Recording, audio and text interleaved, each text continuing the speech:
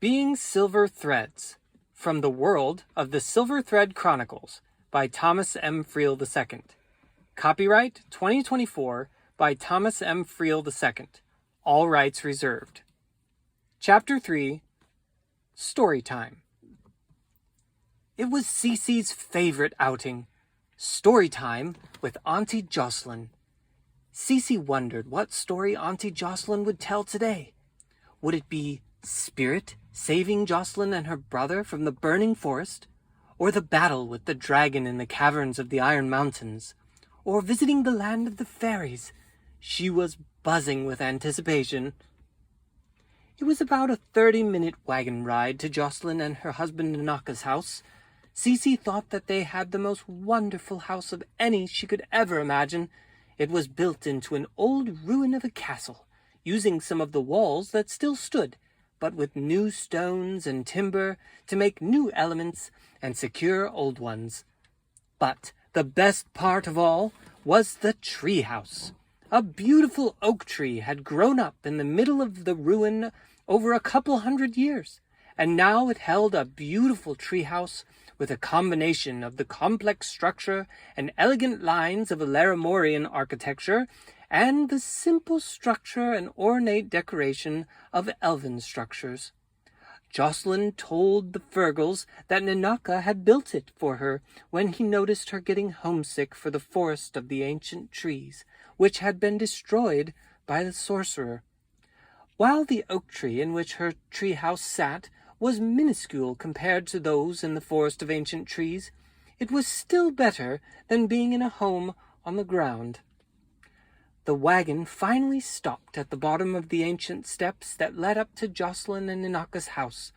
Cici hopped out with all her brothers and sisters and started running up the steps. They were greeted halfway up the steps by Hammy, Jocelyn's son, who was about Lucin's age.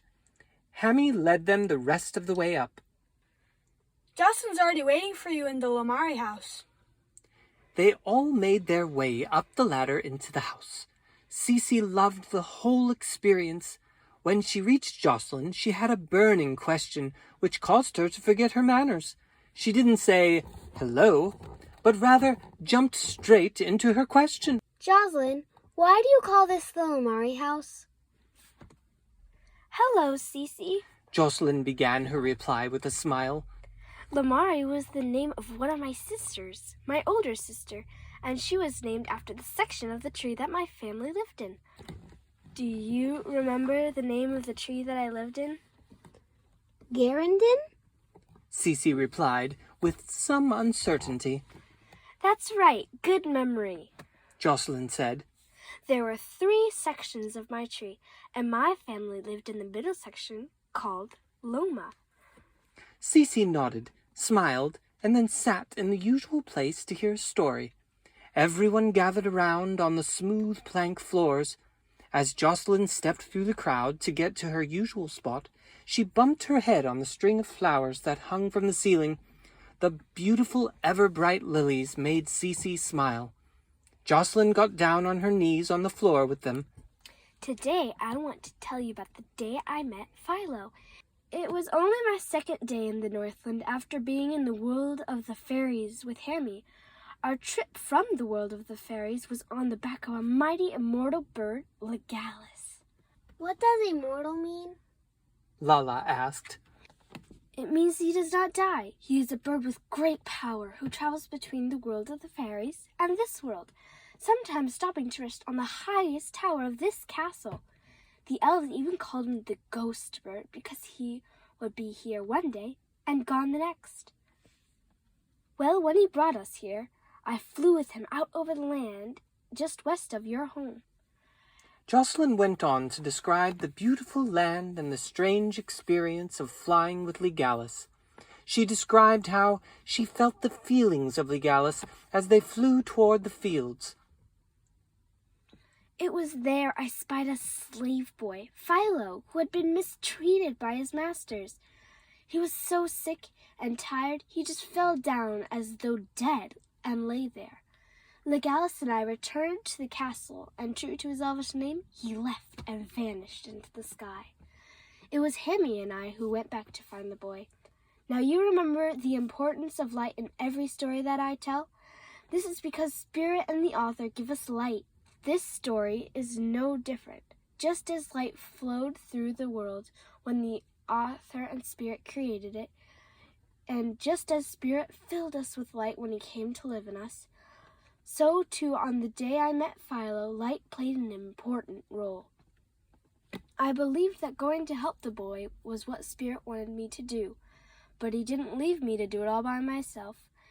As I walked through the woods, wisps of light curled and whirled, forming the beautiful figure of Spirit ahead of me. He had the horse-like body and the wings like an eagle and the single horn upon his head, just as he had when he walked among us in a physical body. But this time he was a form entirely made of light. He walked with me all the way to the place where Philo lay. I ran to Philo. He was very sick and thin and had red spots on his skin from spotted dragon fever. I was afraid of getting sick, but I knew Spirit had led me to him for a reason, and if the author had taken our curse upon himself to show us mercy, I felt I must be willing to take sickness upon myself so that I could show Philo mercy. Then the most wonderful thing happened. As I reached down and picked up Philo, the light of Spirit flowed through my arms and hands. In that moment, I could literally see that it was not me that was helping Philo, but rather Spirit through me. It was Benaiah in the world of the fairies who told me that we can see the light of Spirit at work if we will remember that Spirit is in us with all his glorious light, just waiting to burst forth in acts of mercy. Now I see the light of Spirit flow through me almost every day, but not always in grand things like saving somebody's life. Most days I see it with simple things like making a meal for someone or giving a hug to someone who needs it. What happened to you, Hammy, and Philo? Didymus asked. Jocelyn answered. She told about carrying Philo, meeting Nanaka, and how she, Philo, and Hammy survived with Nanaka's help. But anyone could tell from the change in Cici's face that her mind was still focused on Jocelyn's explanation of the light. She was no longer watching Jocelyn, but rather was looking far off. When the story time was done, everyone got up and started playing. As usual for story day, they started pretending that they were flying on Legalis's back or climbing the giant trees of the forest of ancient trees. Cici had joined. She was so excited because she actually got to be Jocelyn this time, which was typically Bellina's role. As they played, Cici noticed Lala curled up by a tree, crying. She looked at everybody playing and then back at Lala. She didn't want to stop playing, especially since she had the coveted role of Jocelyn. But Jocelyn's story from this very day had made an impact.